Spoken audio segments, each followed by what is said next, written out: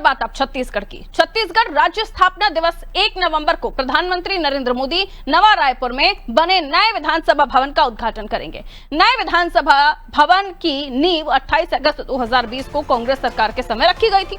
अब 5 साल बाद ये भवन पूरी तरह बनकर तैयार है। छत्तीसगढ़ विधानसभा की नई बिल्डिंग का आकार राष्ट्रपति भवन से भी मिलता जुलता है। इधर विधानसभा भवन के उद्घाटन से पहले सियासी पारा चढ़ गया है। विधानसभा भवन के उद्घाटन कार्यक्रम के निमंत्रण पत्र में मिनी माता का नाम को हटाए जाने का विरोध शुरू हो गया है। अमित जोगी ने जेसीसीजे के अध्यक्ष उन्होंने राज्योत्सव कार्यक्रम के बहिष्कार की चेतावनी दे डाली है। इतना ही नहीं, उन्होंने नए विधानसभा उद्घाटन कार्यक्रम का निमंत्रण पत्र जलाकर विरोध जताया है। अमित जोगी ने कहा कि राज्य के प्रथम मुख्यमंत्री स्वर्गीय अजीत जोगी ने पुराने विधानसभा भवन का नाम राज्य की पहली दलित सांसद मिनी माता के नाम पर रखकर दलित सशक्तिकरण, नारी सशक्तिकरण और छत्तीसगढ़ की अस्मिता को सम्मानित किया था। अमित जोगी ने इस कृत्य को सुनियोजित षड्यंत्र बताते हुए कहा कि छत्तीसगढ़ की जनता, इतिहास और संवैधानिक मूल्यों का सीधा अपमान है। उन्होंने ये भी कहा, अगर मिनी माता के नाम को मिटाने का ये षड्यंत्र जारी रहा तो मैं छत्तीसगढ़ के सभी विधायकों और पूर्व विधायकों से अपील करता हूं कि वो प्रधानमंत्री के इस कार्यक्रम का बहिष्कार करें। अमित जोगी ने यह भी कहा कि अगर ऐसा नहीं हुआ तो वहां काले झंडे लेकर और काले कपड़े पहनकर विरोध करेंगे।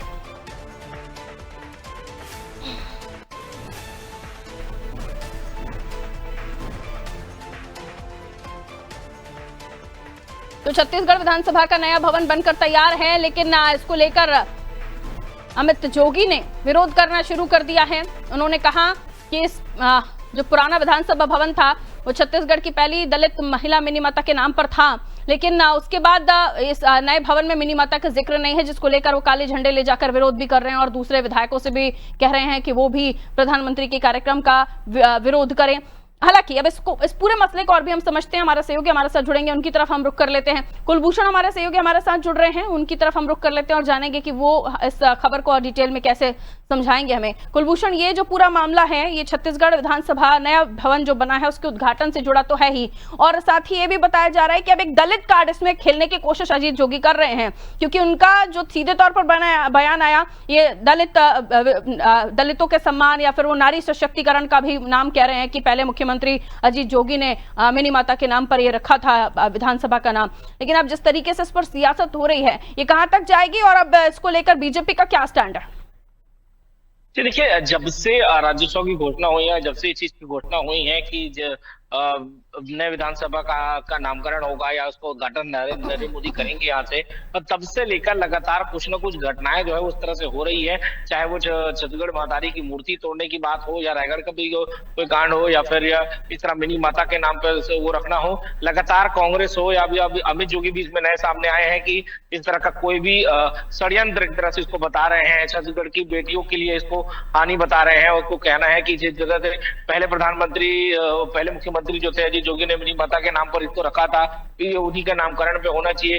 देखिए, ये पूरी सरकार को जिस तरह से मैं बताऊं कि एक तो घेरे में लेने की एक तरह से बात हो रही है और छत्तीसगढ़ के उन महापुरुषों या फिर उन पुराने लोगों जो छत्तीसगढ़, चाहे उग्राल समाज हो चाहे सिंधी समाज हो, उन सबको एक तरह से टारगेट इसमें किया गया था। पिछले दिनों में हमने देखा कि उनके द्वारा भी ज्ञापन सौंपा गया था और सबने कहा था कि ये छत्तीसगढ़ की अस्मिता को बिगाड़ने की पूरी तरह से कोशिश की जा रही है।